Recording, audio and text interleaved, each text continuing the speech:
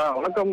Chennai Stanley மருத்துவமனையில் சிகிச்சைக்காக வந்த பெண்ணிடம் டாக்டர் ஒருவர் பாலியல் சில்மிஷம் செய்த புகாரில் பேரில் மருத்துவமனை குழு குழுக்கள் அமைத்து அவரை 2 வாரம் சஸ்பெண்ட் செய்யப்பட்டுள்ளார். சென்னை குறுக்குப்பேட்டை 22 வயதுடைய பெண் ஒருவர் உடல்நலக் குறைவு காரணமாக ஸ்டான்லி மருத்துவமனைக்கு வந்துள்ளார்.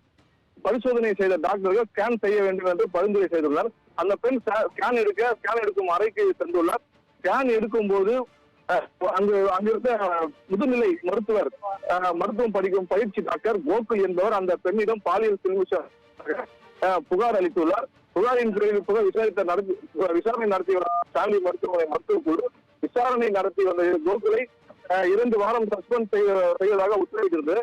இந்த உத்தரவின் கோகுல் சஸ்பெண்ட் செய்யப்பட்டுள்ளார். இது குறித்து தனியார்பேட்டை அனைத்து மகளிர் காவல் நிலையத்தில் பாதிக்கப்பட்ட பெண் சார்பில் புகார் அளிக்கப்பட்டது.